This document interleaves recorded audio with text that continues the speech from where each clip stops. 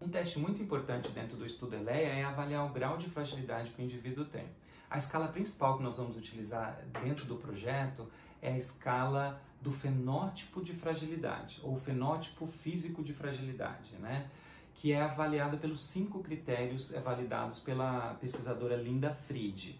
Os 5 critérios são a perda de peso no último ano, baixa capacidade física, ou seja, um paciente que tem uma tendência ao sedentarismo, a questão do autorrelato de exaustão, força muscular, que a gente avalia pelo hand grip, ou teste de preensão palmar, e a questão da velocidade de marcha, né, que é o endurance que a gente fala, né, a capacidade de como é que esse indivíduo caminha, qual a velocidade de marcha dele. Bom, quando a gente pensa no teste da velocidade de marcha, fica muito simples porque já foi aplicado na descarga antes, nós já vamos ter a performance do indivíduo e nós vamos colocar ele na categoria conforme a classificação que a Linda Fried estabeleceu. Se tiver uma velocidade de marcha abaixo do critério dela, o paciente pontua como uma lentidão da velocidade de marcha. Quando a gente pensa na força de preensão palmar, é a mesma coisa. Nós já realizamos o teste pelo hand grip, o teste de força de preensão manual. Quando o indivíduo... E aí, a nota que a Linda Fried dá para esse item depende se é para o sexo masculino ou para o sexo feminino e também pelo índice de massa corporal. O índice de massa corporal impacta na nota de corte. Nós vamos ter notas de corte específica para o IMC. Para o sexo feminino, para diferentes níveis de IMC, e notas de corte específicas para o IMC, para diferentes níveis de IMC para o sexo masculino. Todos esses valores eles vão estar disponíveis lá no Redcap, e conforme a performance que o indivíduo tem, nós vamos colocar como paciente com fraqueza muscular, aqueles que estão abaixo do limiar proposto pela Linda Fried. Lembrando que além de ser proposto pela Linda Fried, nós vamos usar notas de corte que foram validadas para a população brasileira também. E é essas notas que vão estar dispostas lá no Redcap. Quando o indivíduo estiver abaixo desses valores, a gente vai considerar que ele tem uma fraqueza muscular e uma alteração nesse nível. O item é muito simples, que é a perda de peso, que nós vamos ver os indivíduos que tiveram uma perda de peso não intencional, como foi visto lá na taga, não intencional acima de 4,5 kg, ele vai pontuar como uma perda de peso relevante, e aí ele pontua então também nesse terceiro item do índice de fragilidade. O quarto item é o autorrelato de exaustão. E aí, nós vamos fazer 2 perguntas para o autorrelato de exaustão. As 2 perguntas são mais ou menos essas. Você sentiu, na última semana para cá, que tudo que você começava a fazer era difícil você terminar? E aí você vai perguntar, e ele vai graduar isso. Não, raramente eu senti isso 1 a 2 vezes na semana, quer dizer, 1 a 2 dias na semana, ou eu senti isso 3 a 4 dias na semana, ou eu senti isso quase todos os dias. Quando o paciente refere que ele sente isso mais de 3 dias na semana ou quase todos os dias, ele pontua que ele tem um autorrelato de exaustão para essa pergunta, que é a pergunta de que eu começava as coisas e tinha uma dificuldade em terminar. Ou a segunda pergunta do autorrelato de exaustão é: você sentia que tudo que você ia fazer exigia um grande esforço, era tudo esforço demais para você realizar? E a mesma coisa, raramente, 1 a 2 dias apenas na última semana eu senti isso, 3 a 4 dias ou quase o tempo todo. Quando o indivíduo responde 3 a 4 dias ou quase o tempo todo, considera-se um autorrelato de exaustão importante. Você vai falar, nossa, eu fiz 2 perguntas, como é que eu pontuo isso? Se para qualquer uma das 2 perguntas ele respondeu a maior parte do tempo ou quase o tempo todo, já é considerado um autorrelato de exaustão. Basta ele ter alterado para uma das 2 perguntas. Tá bom? O último item, que é o último item dos critérios fenotípicos da fragilidade, é o sedentarismo, ou a inatividade física.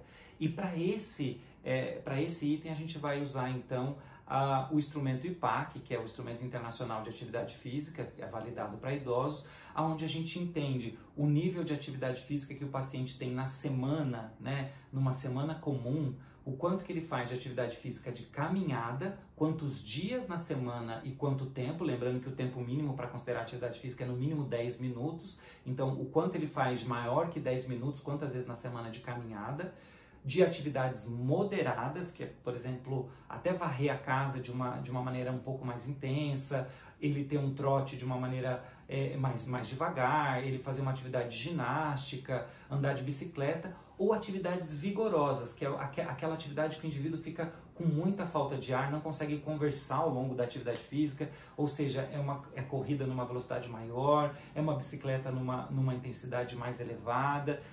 Existem vários tipos de atividade física aí, e o Redcap vai ajudar você a graduar o que é caminhada, atividade moderada e atividade intensa, ou atividade vigorosa, como a gente diz. E a depender da graduação que o indivíduo tiver, do número de vezes por semana e o tempo que ele leva, tanto para caminhada, quanto para atividade moderada, quanto para atividade vigorosa, nós vamos usar uma fórmula depois que vai ajudar a categorizar se o indivíduo fique na categoria de sedentário ou se nós falamos de velocidade de marcha, de fraqueza muscular é pelo hand grip, da questão da perda de peso no último ano para maior que 4,5 kg, na questão do autorrelato de exaustão usando 2 perguntas separadas e se uma delas tiver uma resposta para a maior parte do tempo já pontua, e também falamos do sedentarismo que vai ser avaliado pelo instrumento IPAC. Como que o índice de Fried ele categoriza? Os indivíduos que não têm nenhum desses itens alterados, 0, é considerado um indivíduo robusto.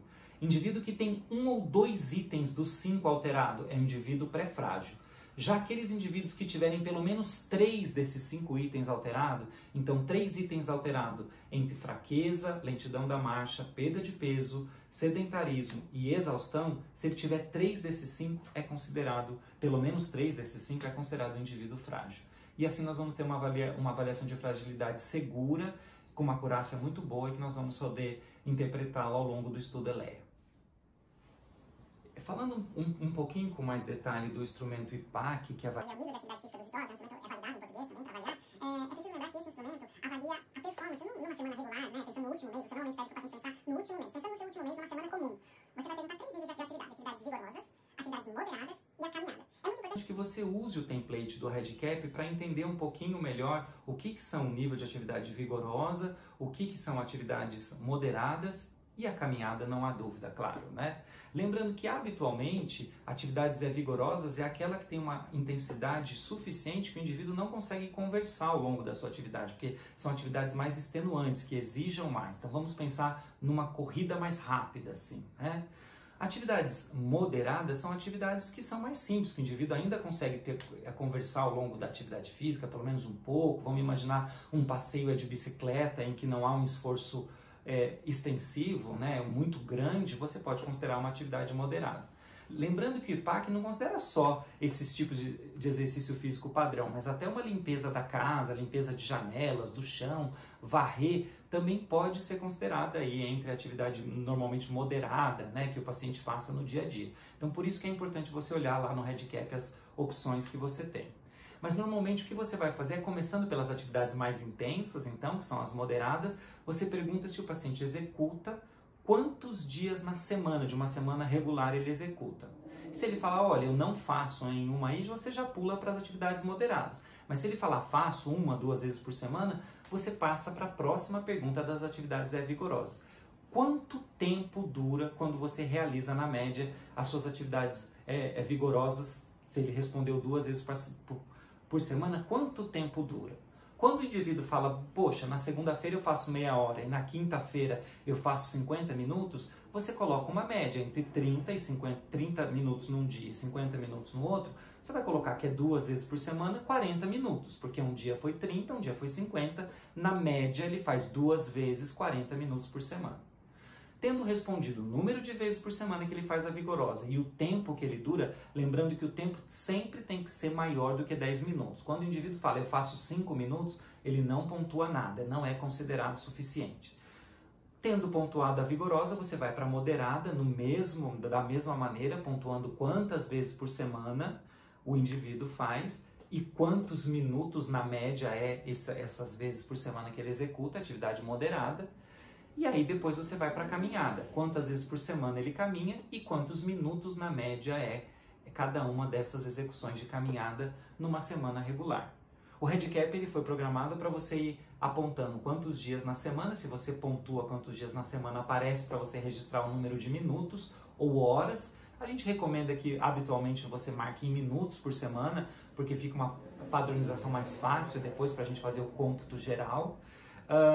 E depois que você marca a vigorosa, aparece então para marcar quantos dias por semana na atividade moderada, e aí se você pontuar mais de uma vez por semana, aparece o número de minutos que você deveria colocar, e a mesma coisa para a caminhada, quantas vezes por semana e o tempo que demora. Então o REDCap vai mostrando as janelas que você deve marcar, de modo a ficar muito simples essa marcação do IPAC, e são essas informações que vai ajudar a gente a calcular o grau de atividade física que ele faz. A gente vai usar fórmulas validadas que vão transformar em METs por semana, que transforma em quilocalorias por semana, e é esse cálculo de quilocalorias por semana que que a própria equipe estatística vai fazer a posteriori é que vai ajudar a gente a pontuar se o indivíduo é sedentário ou não é sedentário pelos critérios de Fried, então, para a gente pontuar então o sedentarismo, que é um dos critérios de fragilidade de Fried.